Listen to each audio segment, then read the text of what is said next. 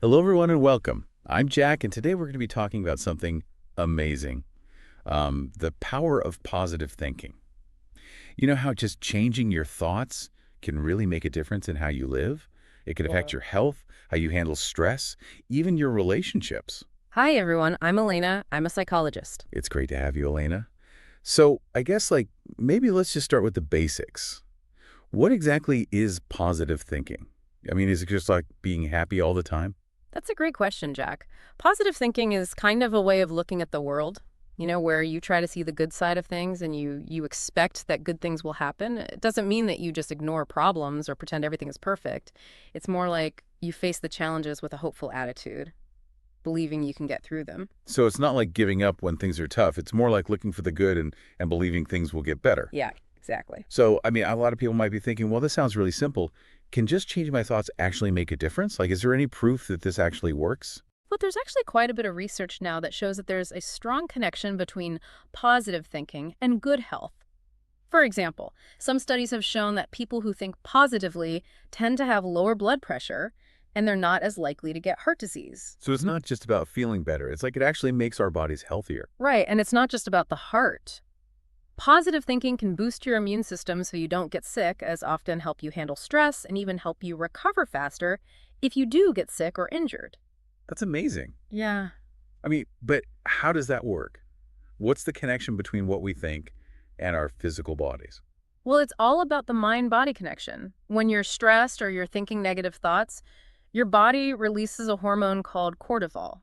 Cortisol. Yeah, it's sometimes called the stress hormone. Oh, I've heard of that. And when you have too much of it, it can be bad for your health. So it's like if we can learn to manage our thoughts and be more positive, we can reduce the amount of that stress hormone in our bodies. Exactly. Positive thinking helps to lower those cortisol levels, and that's what leads to all those good health benefits. This is really interesting. So what if I'm just like not a naturally positive person? Can I still learn to think more positively? Of course. The great thing about positive thinking is that it's a skill. You can learn it, just like learning to play a musical instrument or learning a new language. So how do we start? What are some easy things people can do to become more positive? One really helpful technique is called reframing. It's about changing how you see a situation to look at the good parts. Can you give us an example of like how that would work? Sure, let's say you're stuck in traffic on your way to work.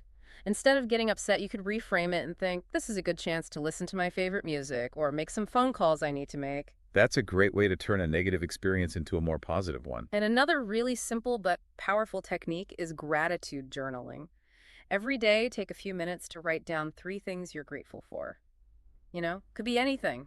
A nice sunset, a friendly person you met. I've heard of those. They help you remember all the good stuff, even when times are hard. Exactly. By doing this regularly, you're actually training your brain to notice and appreciate the good things. What about how we talk to ourselves? Does that have anything to do with positive thinking? It has a lot to do with it. The way we talk to ourselves affects how we feel and how we see the world. If you're always putting yourself down or focusing on your weaknesses, it's tough to feel positive. So what should we do instead of like saying things like, I'm not good enough or I can't do this? Well, try to replace those thoughts with positive affirmations. Tell yourself, I'm capable, I'm doing my best, I'm worthy. I can see how just saying those things could really make a difference. I can. And another really important part of positive thinking is having goals. When you have something to work towards, it gives your life purpose. I've heard that visualizing your goals can also help. Is there any truth to that? Visualization is very powerful. It can really help you achieve your goals. When you picture yourself succeeding, your brain starts to think it's possible. And when you believe it's possible, you're more likely to make it happen. It's like you're giving your brain a sneak peek of what success looks like. Yeah, exactly. And the Yeah. more you do it, the more real it feels. Wow, I'm starting to see how all of these things work together. They do. And, the benefits of positive thinking, they go beyond just you personally. They can also make your relationships better.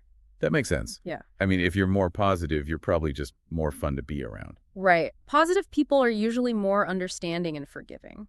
They're also good at communicating what they need and working through conflicts. So it's like positive thinking can make our relationship stronger. Exactly. When you start relationships with a positive attitude, you're more likely to build trust and connection. You're also less likely to take things personally. This is really eye-opening. It sounds like there's no downside to positive thinking. Well, there is one thing we need to be careful of. It's called toxic positivity. Toxic positivity. What's that? It's the idea that you should always be positive, no matter what, even when things are really hard. So it's like pretending everything's okay when it's not. Right, and that can actually be harmful because it stops you from dealing with your emotions in a healthy way. So it's important to acknowledge those negative feelings, but not let them take over. Exactly. This has been a really interesting conversation, Elena. I'm already feeling more optimistic. That's great to hear. But before we finish this part of our discussion, what are your thoughts on how we can create a more positive environment around us? Our environment plays a big role in our mindset. So what can we do to surround ourselves with more positivity? One of the best things you can do is choose who you spend your time with. Surround yourself with people who are positive and supportive. Where? And try to limit your time with people who are negative. It's like that saying, you're the average of the 5 people you spend the most time with. Exactly. The people we're with have a big influence on how we think and feel. So to be more positive, we need to be around positive people. And don't forget, you can be a source of positivity too. Just a smile, a kind word, or a little help can make a big difference in someone's day. That's a good point. We can all make the world a little brighter. We can. This has been a great start to our talk about positive thinking. It has. There's still so much more to cover. Yeah, definitely. So for everyone listening, stay tuned for part 2, where we'll talk more about how to handle setbacks and the power of believing in yourself. See you then. Welcome back, everyone. We're going to keep talking about the power of positive thinking. In the last part, we talked about what positive thinking is and why it's good for us. We talked about things like reframing, gratitude journaling, and positive self-talk. We did cover a lot. Yeah, but, life's not always easy, right? We all have challenges and setbacks sometimes. So how can positive thinking help us when things are tough and help us be stronger? Well, one of the best things about positive thinking is that it makes us more resilient. Resilience is our ability to bounce back from tough times and keep going. So instead of letting setbacks stop us, positive thinking can help us see those setbacks as opportunities to grow. Exactly. When you look at challenges with a positive mindset, you're more likely to see them as temporary and something you can overcome. You're also more likely to try to find solutions instead of just worrying about the problem. Right. It's like that saying, what doesn't kill you makes you stronger. Exactly. And positive thinking helps us find the strength to keep going even when we feel discouraged. I read this quote by Thomas Edison once, and it really stayed with me. He said, I didn't fail 10,000 times. I found 10,000 ways that didn't work. That's a great example of how a positive mindset can help you succeed. Edison didn't just give up, he kept trying and learned from his mistakes until he finally found the answer. So it's not about never failing, it's about how we react to failure. That's right, failure is a part of life. It's how we learn and grow. But when we look at failure in a positive way, we can learn from it. We've been talking a lot about positive thinking, but what about believing in yourself?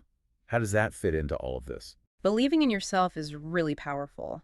When you believe in something, whether it's yourself, your talents, or your dreams, you're more likely to make it happen. There's that saying, whether you think you can or you think you can't. You're right. That's so true. What we believe affects what we do, and what we do affects our results. If you believe you can do something, you'll try harder and you're more likely to succeed.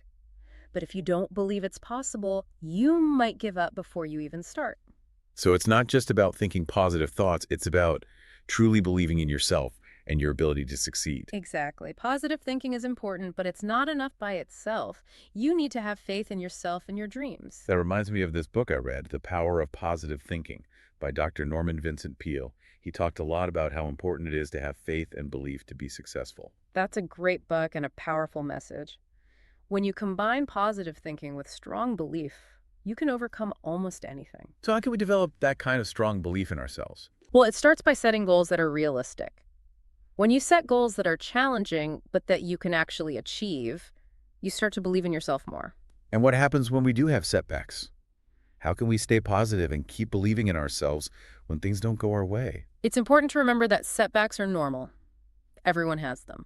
So we shouldn't let them discourage us. Right. Instead of seeing setbacks as failures, we can see them as chances to learn and grow. It's all about how you look at it. It is, and it's about having the courage to keep trying, even when things are hard. So we've talked about resilience and belief in overcoming challenges, but what about creating a positive environment around us? How does that affect our mindset? Our environment plays a huge part in how we think and feel. So if we want to be more positive, we need to create a positive space around us. Exactly. And that includes everything from the people we're with to the things we see and hear. So what can we actually do to make our environment more positive? One of the most important things is to be around positive people. People who support us and make us feel good. Exactly. And we also need to pay attention to the information we take in. If we're always hearing negative things from the news, social media, or other places, it's going to be harder to stay positive. So we need to be careful about what we let into our minds. Right. And we can also make our physical space more positive. Maybe clean up your home, add some plants, or listen to happy music. I like that it's like making a peaceful place where we can relax and feel good. Exactly. And don't forget, you can also be a source of positivity for others. Just a smile, a nice word, or a little help can make someone's day better. It's true. We can all help spread positivity. We can. Well, this has been really helpful, Elena. I'm feeling really motivated to try all of this. That's great to hear. But before we finish up this part, I have one more question for you. What would you tell someone who's having a hard time staying positive when things are tough? I would tell them to focus on the things they can control. You can't always control what happens to you, but you can control how you react to it. So it's about choosing to focus on the positive even when it's hard. Exactly. And remember that you're not alone. Everyone has challenges, and it's okay to ask for help if you need it. That's really important to remember. We don't have to do this alone. There are people who care about us and want to help us succeed. Well, Elena, this has been a great conversation. I've learned so much. It's been my pleasure. Welcome back, everyone, for the last part of our talk about positive thinking. We've talked about a lot in the last two parts, like the science behind it and how to actually become more optimistic. Sure. And we even discussed how to deal with tough times and why it's important to believe in yourself. Yeah, we've covered a lot of ground. I'm feeling pretty inspired to try all of this stuff. Yeah. So as we wrap up, what are some of the main things you'd like our listeners to remember? Like, what's the big takeaway from all this? I think the most important thing is that positive thinking is a choice. It doesn't just happen. You have to make it happen. So it's not about just hoping for good things, but actually making the effort to see the good in things. Right. It's about taking charge of what you're thinking and making those thoughts more positive. And it's something you get better at with practice. Exactly. The more you do it, the easier it gets. So even if someone's not naturally a positive person, they can learn to be more like that. Definitely. Anyone can. I think some people might be feeling a little overwhelmed with all this information. We talked about a lot. That's understandable. So what's just one thing you would tell someone who's just starting out on this journey to be more optimistic? Where should they start? I'd say start small. Don't try to change everything all at once. So maybe pick one or two things that really speak to you and work on those. Yeah, exactly. Start with something simple, like that gratitude journal we talked about, or practicing talking to yourself in a positive way, and do it regularly. So being consistent is important. It's key. The more consistent you are, the more it'll become a habit. And be patient, too. Oh, yeah. It takes time to change how you think, so don't worry if you slip up sometimes. It's all part of learning. It is. Before we go, I want to talk about that thing we mentioned earlier about creating more positive space around you. Right. That's really important. Why is that so important, and how do we do it? Well, the environment we're in can really affect our mood and how we see the world. If we're always surrounded by negativity, it's tough to stay positive. So it's about paying attention to the people around us, what we're watching and reading, and even the place we're in. Yeah, spend time with positive people, do things that make you happy, and try to make your space feel peaceful and inspiring. Like creating a happy place for your mind. Exactly. Well, Elena, I really enjoyed this conversation. I learned a lot, and I'm feeling really good about the future. That's great to hear. I'm glad. Thanks for sharing all this with us. It was my pleasure. And to everyone listening, thanks for joining us on this journey. We hope you found it helpful and that it gave you some good ideas.